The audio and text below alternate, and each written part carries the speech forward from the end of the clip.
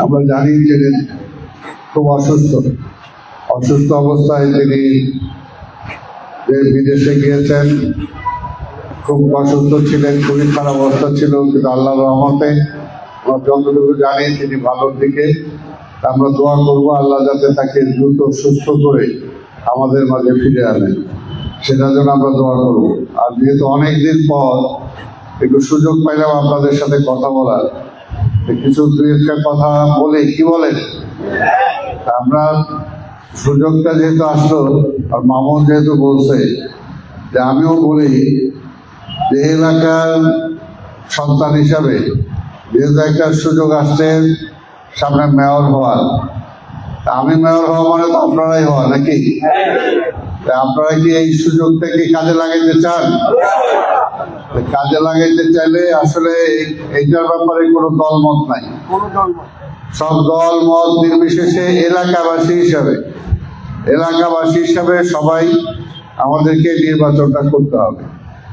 আর আসলে যখন এর আগে আমি কমিশনার হয়েছি, কাউন্সিলর হয়েছিলাম, যখন এর আগে তো চেয়ারম্যানও ছিলাম, তো যখন কমিশনার নির্বাচন করেছি তখনও কিন্তু দল মত নির্বিশেষে সবাই আমার নির্বাচন করেছে। আর এই সমস্ত লোকাল নির্বাচন কখনো দল হয় না। এবারও জানেন যে গতকালকে সংসদে আইন পাশ হয়েছে যে কোনো দলীয় প্রতীক না, কোনো দলীয় প্রতীকে নির্বাচন হবে না, অন্য প্রতীকে নির্বাচন হবে। অর্থাৎ যাতে নিরপেক্ষ মানুষরা যাতে এটাতে অংশগ্রহণ করতে পারে, দলের বাইরেও যাতে লোকজন এটাতে ভোট দিতে পারে। অর্থাৎ ধানের শীষ দিলেই মনে হয় যে বিএনপি, অন্য শীষ দিলেই মনে হয় যে ওই দল। এই কারণে এটা ওইরকম কোনো মার্কা থাকবে না, এমনি অন্য যে কোনো মার্কা থাকবে, সেই মার্কায় যে কেউ ভোট দিতে পারবে। তা আমি তো বিশ্বাস করি যে আমাদের ফকিরপুর, আরামবাগ, পল্টন এই এলাকার মানুষ যারা আছেন, এখানে অন্তত আমার এই নির্বাচনে কোনো দল থাকবে না। কি বলেন, থাকবে নাকি? আমরা কি সবাই একবার দেখতে পারি যে সবাই এইখানে যারা বসে আছেন সবাইকে অন্তত চান যে আমি নির্বাচন করি? সবাই চান? কেউ কি হাত তোলা বাকি আছে? ঠিক আছে, সবাইকে ধন্যবাদ।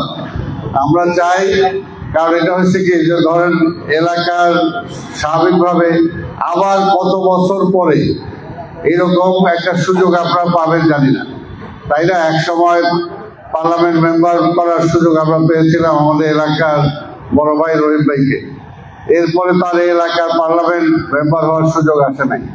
একসময় আমি ডেপুটি মেয়র ছিলাম, সেটা বহু আগে।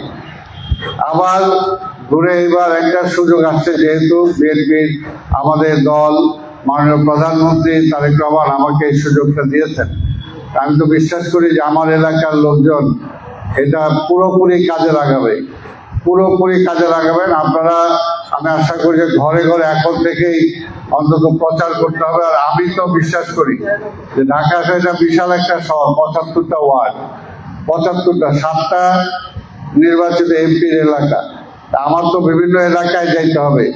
আমি তো বিশ্বাস করি যে ফকিরপুরে ঘরে ঘরে আমার লোকজন, আপনারা যারা আছেন আপনারাই যাবেন, আমার কি আসতে হবে এখানে?